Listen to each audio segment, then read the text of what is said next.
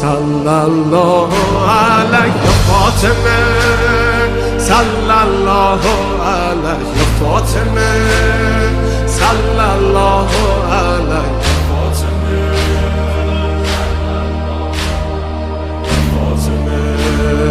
روی لبها نور و قدر و کوثر و طاها، ذکر نورانی عاشقها، تسبیحات حضرت زهرا.